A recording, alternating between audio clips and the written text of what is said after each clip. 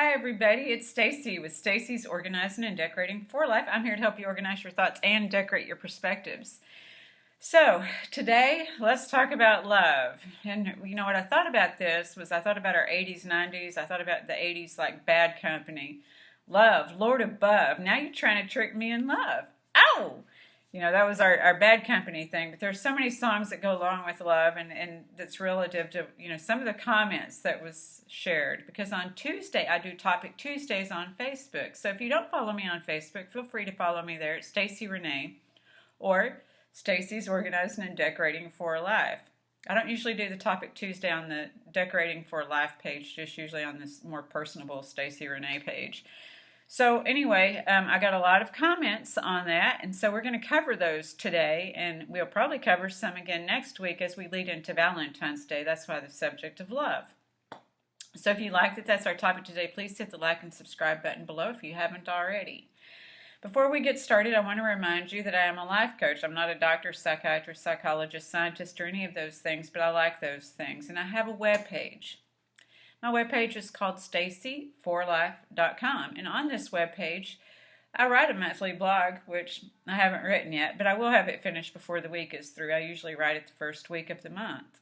And I also send out a newsletter, so if you'd like to be part of that, then please shoot me an email either from that page or stacyreinick@gmail.com, and let me know you want to be on that list. I usually will include that blog for the month. And this video probably will be the video included, and just a few letter with a few questions and stuff.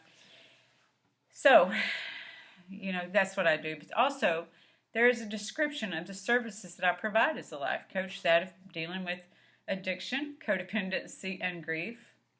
And a lot of people have dealt with that in some way, shape, form, or another, if not within themselves, with somebody else. And we all deal with grief. But, also the healing, the desire to heal and have healthy relationships, as well as development of spiritual and soul consciousness.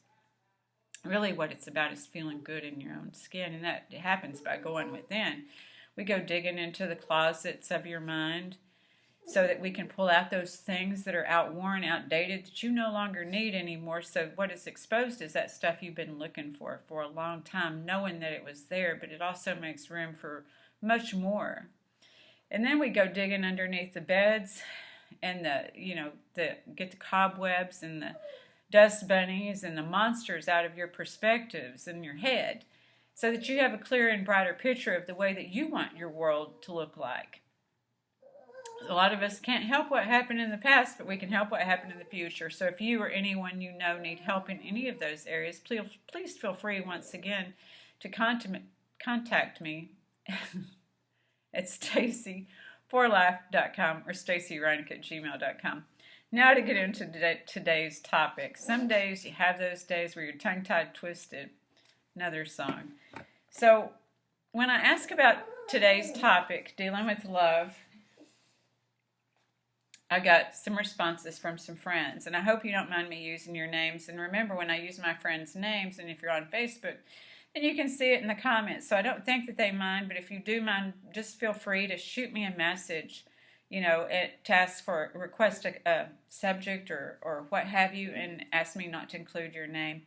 I include the names out of respect and for, appreciation for your sharing with me on these subjects, And it all ties together because you aren't the only one feeling that way. So it's much appreciation to you for standing up and suggesting this. So when I asked, to let's talk about love today, Leah's response was, we all need, want, and crave it since we were born, which is true. So we're going to talk about that. In fact, we'll begin with that. It opened it up for a great topic. Because then we go to David, and David says he used to associate sex with love before recovery.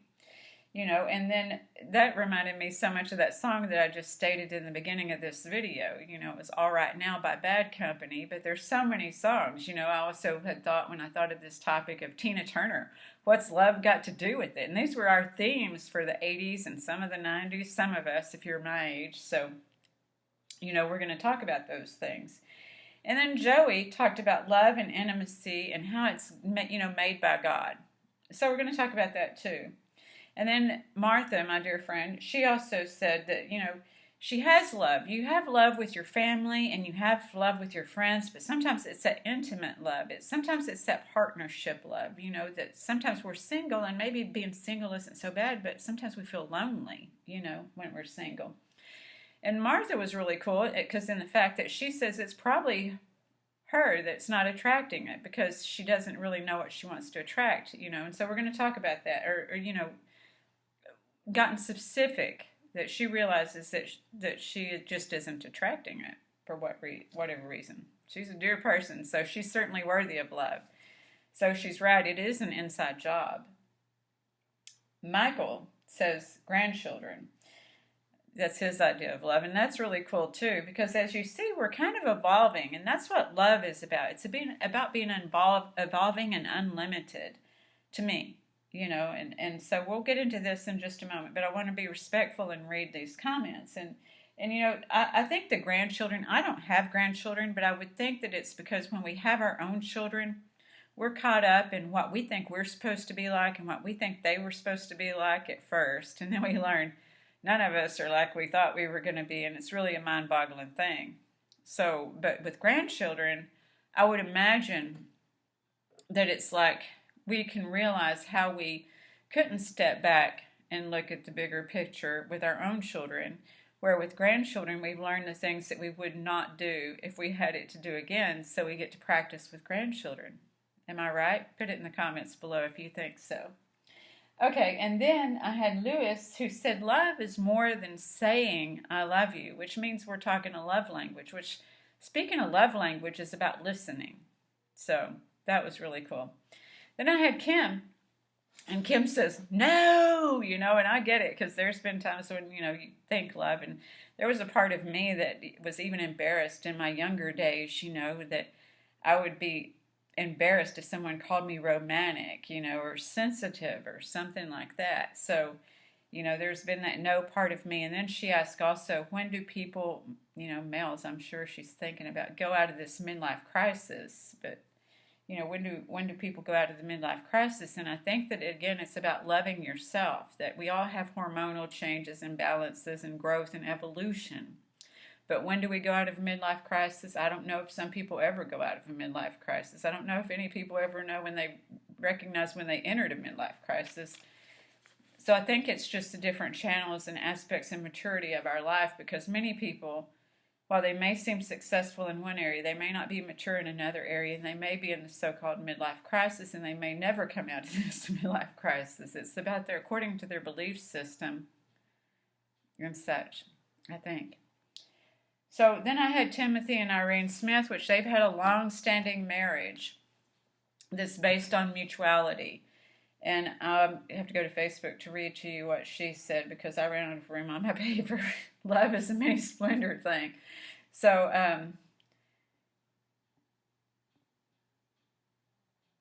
here we go. She said,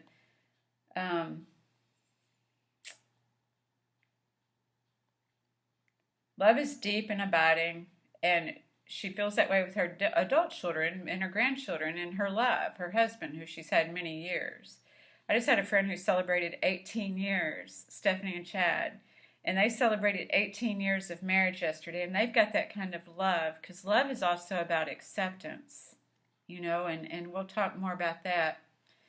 And then, so that's about all of the comments this week I had on love. So let's get started covering these comments, because they all fall in right and divine order. That's what I love about asking for these things. So as I said, Leah asked, so it said we all want, need, and crave it since our birth.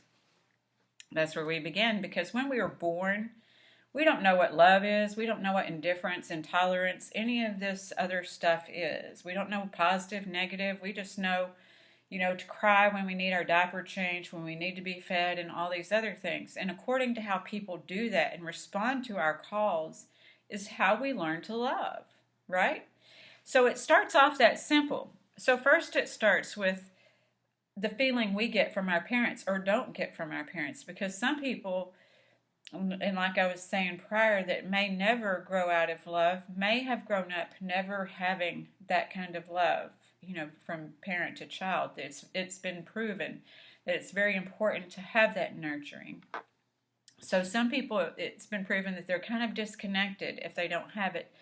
I believe they may even have narcissistic traits. I've studied some narcissism in the past year or two, and it says that maybe these children didn't get gazed at, didn't get adored, didn't get looked in the eyes, so they're going to be seeking love, and you're never going to be able to give these people enough love. Some people, you just can't give them enough love until they find it within themselves, you know. And all of us have these narcissistic traits developed from children because it's an immature thing, is what I'm saying. Is so most of us, from what my understanding is about narcissism, is that most of us will grow out of narcissism in our maturity, that we learn that there's something more than us, So there's that. And I'm not an expert in love or any of these things. But my fairy goddess mother, my life coach, who I call my fairy goddess mother, has been married as long as I've been alive. So if I'm going to listen to anyone about love, it's going to be somebody who's had some experience with love. So, I'm going to be quoting some of the things that she's told me in my journey through love. So it does. It starts, we crave it when we're born, and then when we get to be teenagers, we get curious about sex. We have hormones, and so some of us will marry to have sex. Some people will just have sex, like our little rock and roll songs and codependent songs. I can't live if living is without you, and all of this kind of stuff. I want to know what love is. I want you to show me. Because really we have to find that love within ourselves. It's nice when people can show us, and there are people that can show us, but it's people who are like the couples that I just mentioned, the Timothy and Irenes, the Stephanie and Chads, those people. And then we get into when we're born and we get that love to us, if we're lucky, and fortunate and blessed, as we should be, because love is supposed to be in procreation. And procreation is hopefully out of love, but if you maybe in the 80s or 90s when you're listening to a song about what's love got to do with it, and you have a oops, or whatever, you still may love your baby, but you may not have a love for your partner. So hence, a lot of people didn't learn how to be a partner. A lot of people don't know about partnership. So that's why you have to watch other people's partnerships. We think that we're automatically going to know because we were loved by our parents, and a lot of us come out having this expectation that another person is going to love us like our parents love us. I know that I'm not alone there, that I had thought, that love was going to look like my mom. But however, I also saw my mom and dad's dysfunctional ass relationship. So I come out mimicking that relationship in my beginning relationships. I come out being jealous, stalking, all this kind of stuff, waiting for somebody to lie to me, waiting for somebody to cheat on me, waiting for the other shoe to fall. That was just my programming about that and everything else in my life because of growing up in that insecurity.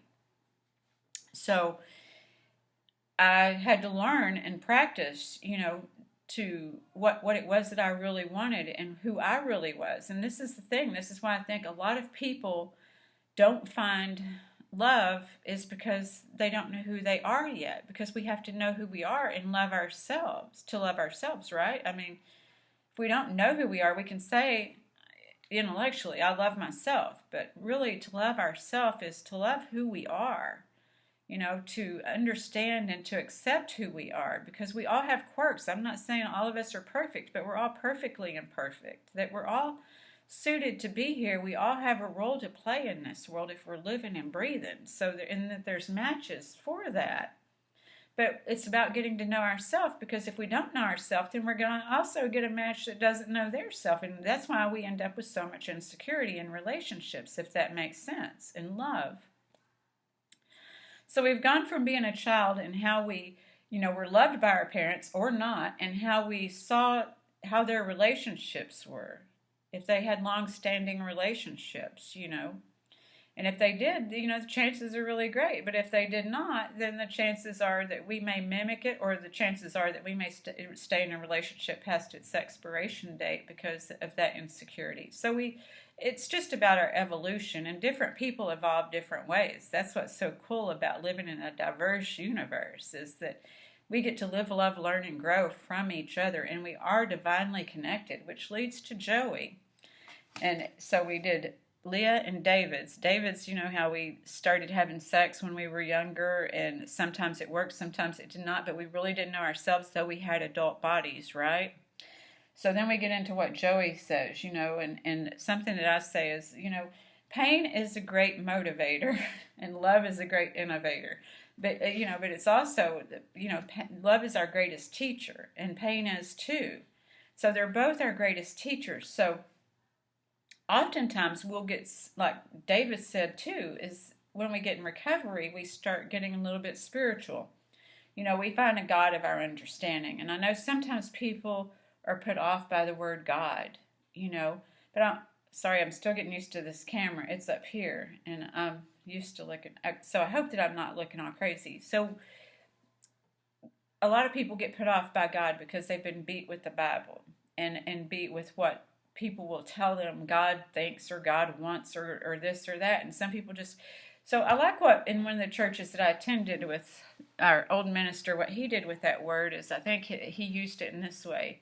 But it really, may help some people, because what we're starting to get into now is we're starting to get into the solutions of love, what we can do to make love better, and that's realizing that love is expansive, as is God, or the universe, or cosmic consciousness, divine intelligence, source, the all, the I am, whatever makes you feel comfortable. So, but God, okay, and so it's expansive, and you can't put God in a box. God is bigger than all the faiths. God is bigger than everything, but we're all divinely connected. So when we look at that and we're willing to realize how divine we are, as I've said in last week's video, and I tend to say a lot, is when we realize how divine we are, then we can go from there and realize that we can ask for this divine guidance and get to live, love, and learn who we are, realizing that we have this consciousness and this source within us to make better choices, to make choices that are divinely aligned, to realize that we're not all good and we're not all bad, and that's what we get in recovery, is to realize our defects and our assets and our liabilities and what we need to change. And that's what's cool, is we realize that there's no way we can know things that we didn't know, that we didn't see before. So, in my codependency, it was part of my recovery story. So I would look for people to tell me how I was, that if I would look for people to give me my value, I would look for people to give me my power.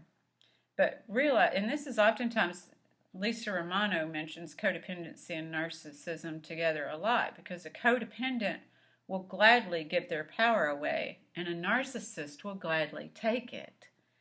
So it's a match. And when we realize that these relationships are not failures, but they're catalysts for our growth, as I've said before, and what that means is that when we make a choice to learn from our relationships, when we make a choice to go within, to trust that inner consciousness, that source within us to help us dissect through these, like I say, to go in the closets of our mind and to realize what our patterns are, and to forgive ourselves for not knowing things that we didn't know, to realize that with our humanness and our spiritualness, we can come together and live in this without judging ourselves and judging others. It gets down to that forgiveness of ourselves and forgiveness of others, and like I said, my life coach, fairy goddess mother, explained to me, because I was married for 10 years living in that codependence, and then after that marriage broke up in 2002 was when I started that work on codependence. I was told, Stacy, you're codependent. And I'd heard that before, but I was like, I didn't know what that meant. I didn't know what the traits were. So this is why I like to bring traits to mind to you all, codependent traits, or we give our power away. We fall in love with people way too, and when we say fall in love, we ought to know bleep, bleep, bleep, bleep, bleep. Like Kim says, run, run, run, exit the premises, because when you're falling, you got to watch it, because, yeah. So I believe love is a choice. So anyway, when we get empowered, I was not empowered in my codependence. And so I started working on that. I worked steps on my codependence. I looked at love addiction too. We had another meeting on love addiction, and we started exploring these things that brought us pain, these things that not only brought us pain, but brought those around us pain, and why we did these things, and, just observing.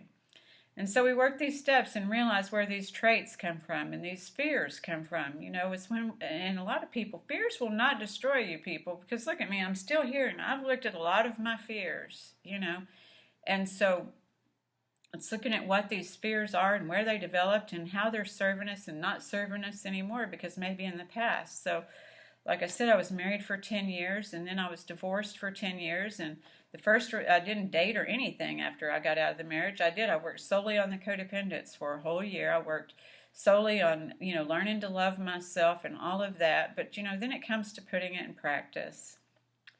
So then as I'm, still working on my codependence, year number 2, I started seeing somebody, and I started realizing this thing called expectations that I had, and not being able to say what I wanted and needed and desired. If you can't say what you want and need and desire, then you really can't expect that you're going to get what you want and need and desire, because you need to be able to feel loved enough in your own self that you can say it to another person, say it to the universe. First, people may want to start saying it to the universe, then saying it to another person, because all of our relationships with God, with people, are a practice and development. It's always constantly, we're developing. There's no plateau. We can just keep going, because as long as we're here, we're practicing developing these relationships.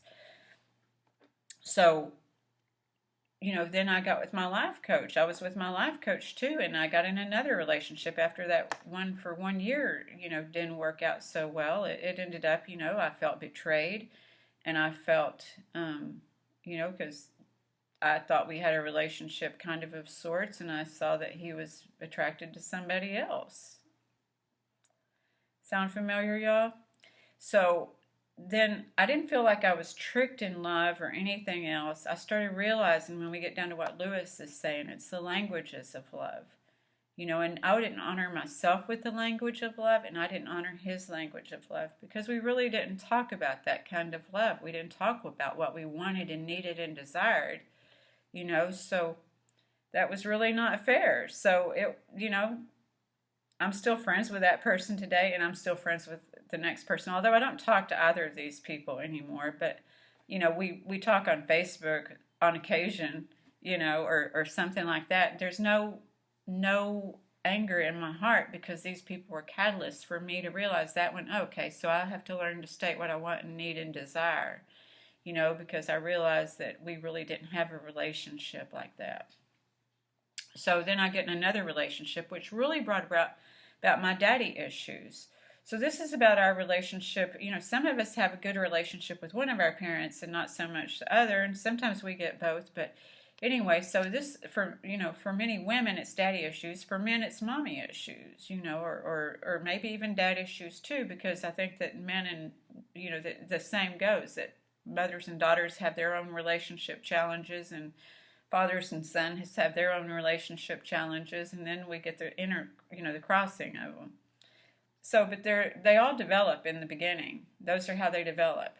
Like Leo was saying, we crave it, and so then from there on it goes to, okay, then we're adult size. So we think we know how to have relationships. It's funny, because I get to watch people my size that are very young, and they go enter in this relationship realm, and they're just like I was. It's funny, and I get to see how much I've learned and how much they get to learn, and yeah, so it's very interesting, to go back into that and see, oh my gosh, and so it's a continuing progressive thing, because I'm not an expert. But like I said, I trust my life coach. So I was in this relationship for 5 years where my life coach would ask me, Stacy, what are you afraid of? When I would be in this other relationship that brought about me seeing in all my relationships how I picked emotionally unavailable. And this is what I'm getting at now, y'all, is when we feel tricked in love, we are not tricked in love. We pick these people. That's what's kind of strange to me when I'm looking at, when people are making the relationships the bad guy and the good guy, is on occasion, if you have one, and there are some people who really do get tricked. But if we're listening that language of love, if we're really learning to communicate after we learn to get over the physical drive with the relationships, and then we learn to communicate, and that's what I had to step up and do in this other relationship that I had for 5 years after I was divorced, is I had to learn to step up and communicate. Like I said, I had to learn to state what I wanted, needed, and desired. But not just that, I had to learn to figure out what I wanted and needed and desired. So how could I be mad at somebody when I don't know what I want, need, and desire? What people say they want, need, and desire, like Lewis was saying, is I would sit in my life coach's office and she would say, what do you want? When I would be having these issues with boyfriend number 2 after divorce.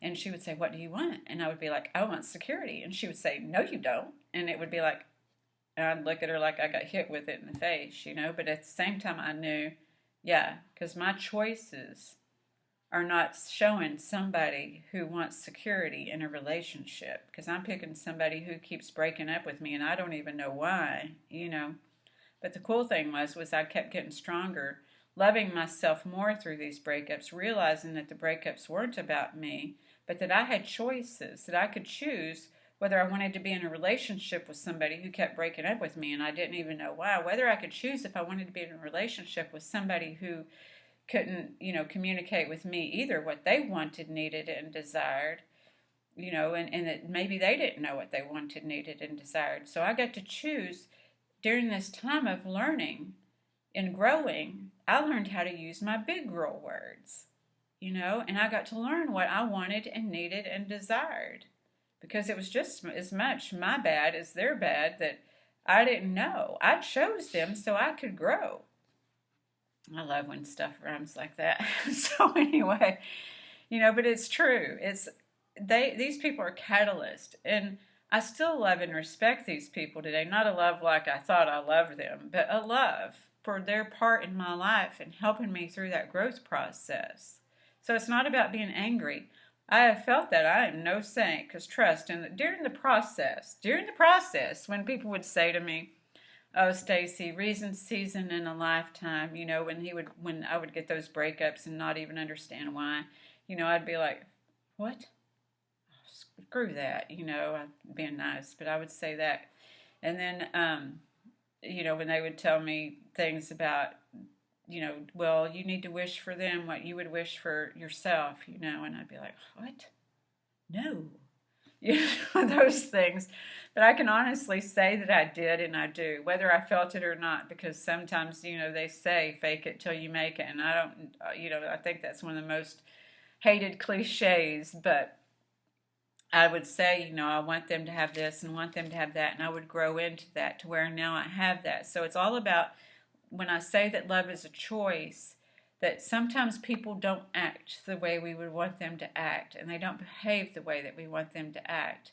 So it's a choice, and someday it's an everyday choice. It's nothing's for certain in this lifetime, which brings me to this next part of sharing what my dear life coach, Fairy Goddess Mother Linda, shared with me, is that during this process of the divorce and after the breakup from boyfriend number 2 for 5 years, is that I lost my son, who I loved dearly. So we get into Michael's part. I lost my son, who I loved dearly, and I had high hopes for a grandchild, and I knew that he was irresponsible enough to make me one before my time. But I didn't get that. But I felt like, if I get to be a grandma, it's going to be him. But I lost him, and I was very, as you can imagine, it's the worst loss ever, and I was very hurt. So I chose to distract myself with some meaningless cougar relationships, after that. And they're not really relationships. I finally had to look at that in self-reflection, because the cool thing about learning to accept yourself is we get to learn to accept even those bits. I don't try to prove myself right or wrong. When we learn to love ourselves, it's not about proving what's right or wrong. It's just about what we're doing at the time, and that I don't have to be perfect. Perfect is whatever. And so that was my exploration. That was my evolution, because I got to think, and I wasn't even trying to really go anywhere with these things. They were fun. But after a while, I started thinking, am I shallow? Yeah. Because I did. I came up with the idea, I am shallow. And that's because I didn't want to feel. So I went to my therapist, my life coach, and I was like, I'm feeling very shallow with this cougaring thing. And she said, Stacy, I know you don't want to get hurt in relationships, but the thing is Calvin hurt you. That was my son.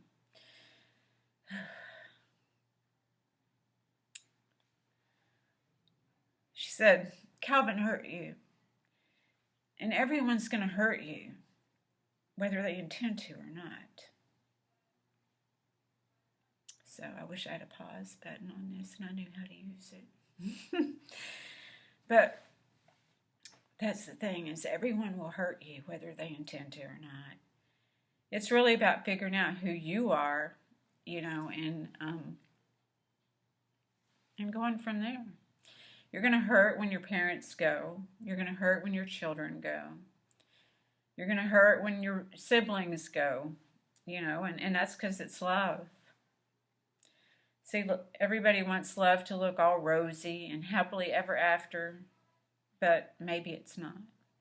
And maybe we're going to get hurt, and when we get hurt, for me, I do rely on that power greater than myself. That power shows up in many ways, shapes, and forms, It shows up as that fairy goddess mother life coach that gets me through my grief. It shows up as my friends who hold me up during grief. Because sometimes it's in those hardest times of our lives that we realize how much love that we have. Honestly. So when things are going good, it does feel like love, but it feels like the happily ever after. But, the real deal is that life is an ebb and flow of ups and downs. And while we as humans get the idea that it's not. But while we're talking about humans, I want to also, while I celebrate my pain, or while I share my pains, I want to share my joys with you too. So while we're talking about humans and talking about this journey through life, I'm going to go a little woo-woo on you. So during this time, of my fairy goddess mother, which I still see, love, and talk to, my relationships, I'm very happy to say, most of my relationships, when I do my prayers, it's like for those relationships of people of my past, present, and future, those that I grew up with, those that I went to school with, those that I have worked with, those that I have, been in recovery with. And I mean all of them, past, present, future. Those that I have been in my spiritual walk with, churches, every kind of walk, and what I study today. So all of these people are embodied in that second candle that I've told you about.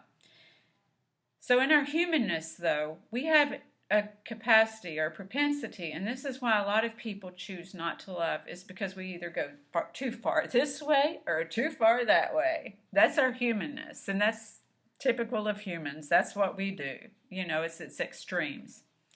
So oftentimes you'll see me make posts about getting my chakras balanced, and now, due to the encouragement of my life coach and fairy goddess mother, Linda.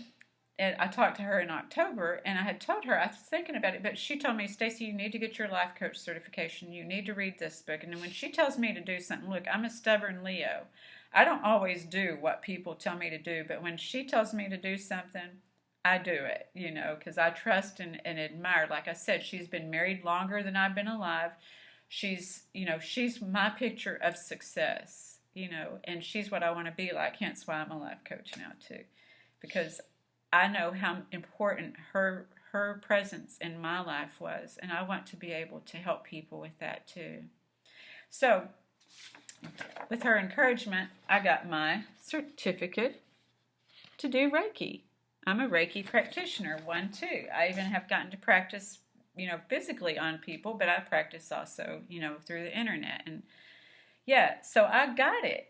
So we're going to talk about balance and chakras just a minute and what this helped with, because oftentimes our lack of love for ourselves and love for others, is due to trauma. So when I would see Linda, my fairy goddess mother, I would go to her and sit with her, and we would talk for about 30 or 40 minutes, and then she would put me on her table, which is the Reiki table, and she would do the Reiki on me for 20 or 30 minutes at my sessions. And so what this is it's a universal spirit energy. It's something that we get. I got an attunement when I got my, before I got my certificate. And so let me explain to you about Reiki. There's a few things I made notes about when I got this topic today. So let me look at my notes right quick. Okay, so when I got my Reiki certification, it's connecting to the divine, the universal source and spirit is what we do. That's how we practice the Reiki on you, if you choose to. So it's balance in chakras, and like I said, it's too much this way or too much that way in our humanness. So we want to be spiritual too, but if we're too spiritual, then we're way up here and too la-la, because that's your spiritual chakra right there, and your spiritual chakra is kind of a purplish white chakra up here.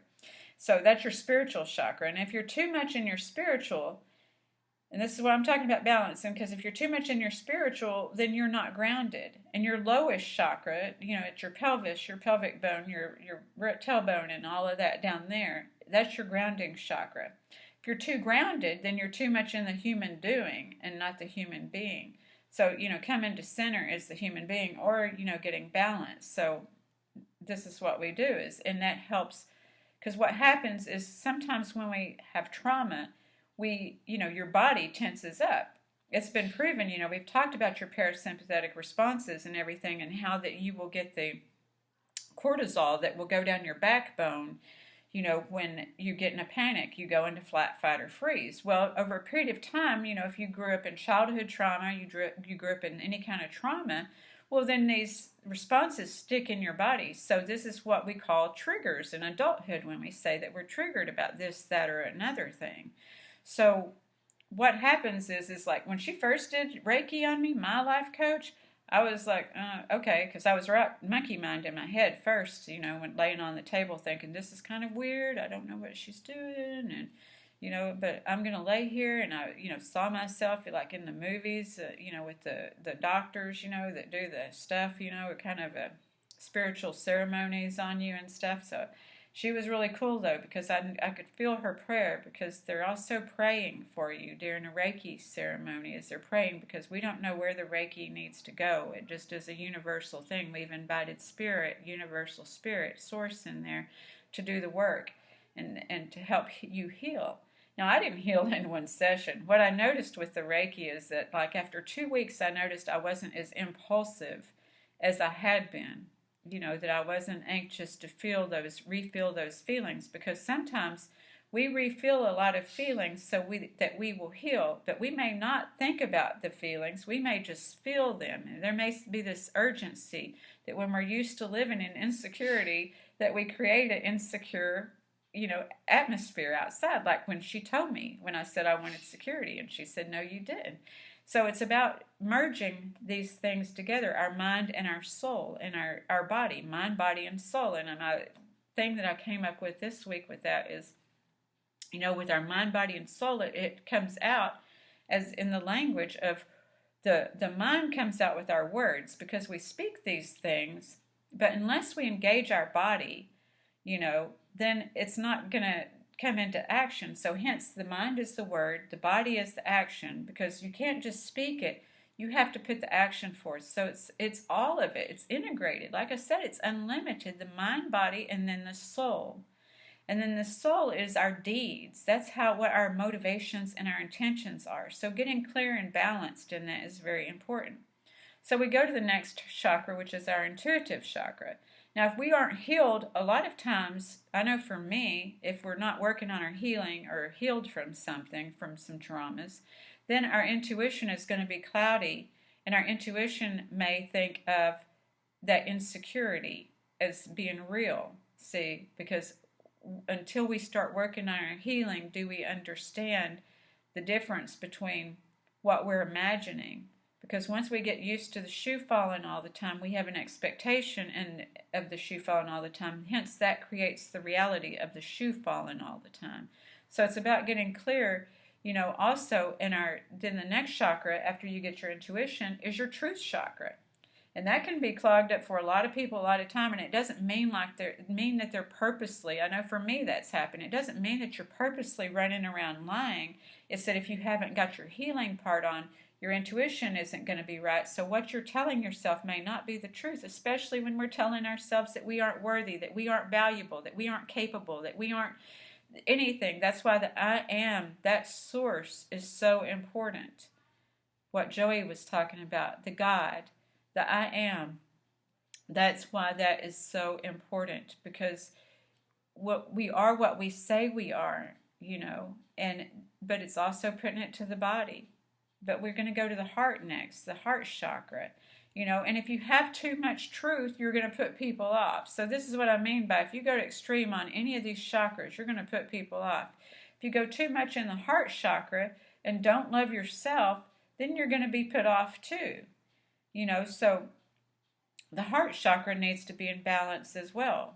You have to love yourself. That's where the center is that, you got to love others, love yourself, and then you're going to have a balance to where you're able to know and gauge when you need to take care of yourself and when you can help others.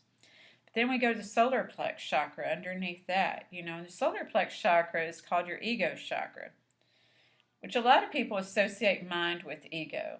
So when we put our mind and our soul together is when we're going to put forth our actions, hence our intentions and our motivations. So it's not always bad, but it could be. Is that making sense to y'all now? Y'all starting to get this thing that's the belief system that I have. So, because I think your solar plex chakra is your soul. Some people say your soul is your whole body. No one really knows where the soul is in the body, but everybody knows that everybody has a soul, because soul is consciousness. And that could be connected to the divine. That's the way that we see it, is it's connected to the divine consciousness, the God, the all, the source. That's what we're connected to. That's what keeps us living and breathing and keeps our life force, is that solar plex. So when you've got your ego chakra, for a long time I thought the ego was a bad thing. And you hear that the ego gets a bad rap. Now they're talking about the mental ego, that when and it's really the back of the mind, when you're trying to protect yourself and everything else, that's your subconscious reflexes, is your ego, really. Because most people wouldn't say, oh, I'm going to act out of ego, but sometimes we do. But most people don't really plan to do it. So the ego chakra, though, is also for your survival as well, and so it's interesting how it all folds together. So, putting it together and putting it in that motivation and intention and making sure that you have clear, right, and divine motivations and intentions to keep you in alignment there. Because then you go down to the next chakra, which is just a little bit, around your belly button, a little bit below your belly button. That's your relationship chakra. And so if you have too many relationships, you certainly are not taking care of yourself. And if you don't have enough relationships, then you're not feeling loved, like Leo was talking about, as we all want, need, and crave it. So it's about being in balance there too. And then you get grounded. And like I said, if you're too grounded and too much doing the earth, and everything, then you're not able to join in with other people, and that, I don't know how that's exactly going to play out, but you understand what I'm saying about having our chakras balanced, is that then we're able to understand where we fit into this whole picture and this whole plan. Because I think that all of us come here to this earth to realize our purpose. That's what I think we're all trying to realize, is that our purpose. And when people get depressed, they're feeling worthless. And they're not understanding that they have a purpose. Because most people, I think the biggest thing when people are feeling depressed is, what am I even here for? And I've felt that way too before. What am I even here for? But, once we know our purpose, we know our value, right? It's most of us, when we figure out our purpose, we have that value. Then we develop our worth, our self-esteem, and our love for ourselves, and forgiveness of ourselves, and forgiveness of others. When we're able to say, these things. And so, I've talked about forgiveness before too. And I hope that this video has been helpful to you, and that you've learned something, and that you're able to let go of some things, that you're able to connect with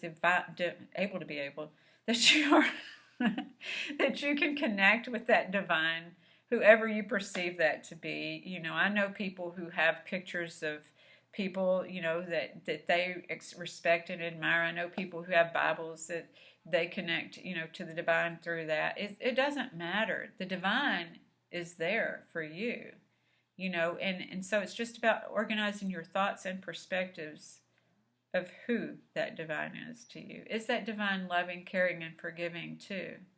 I know that mine is, and humorous as well. So I want to thank you once again for being with me this week, and again, we'll go over this again next week. If I didn't cover something you wanted me to cover, then please feel free to ask me. Again, if you don't want me to mention your name, please send me a message and tell me not to mention your name, but you really want to know about something, because I'll be happy to share on it and not mention your name. But I want you to know that if I do mention your name, how much I really respect and appreciate your input, that it does my soul good. So once again, I want to thank you, and I look forward to connecting with you again next week. We'll talk about love some more next week, because we're going to talk about gifts. Before I leave, I think I'll touch on that now, in case some of you are really ahead of things. Ladies, men, if you want a particular gift, don't just hint. When I talk to you about learning to communicate, that learning that language of love, I had to learn myself. If you want flowers, just make sure you say, if you're going to get me something for Valentine's Day, I would really like some flowers. I know sometimes people want to hint, but my life coach told me, you got to just spell it out sometimes. If you want flowers, you got to say, I want flowers. I want this kind of flowers. If you want a specific kind of flowers, because people aren't mind readers. They aren't your parents. They don't know, and they don't try to pretend to know what you need. We have to learn to use our big boy and girl words to succeed. Thank you so much. I wish you much peace and love. Thank you. Bye.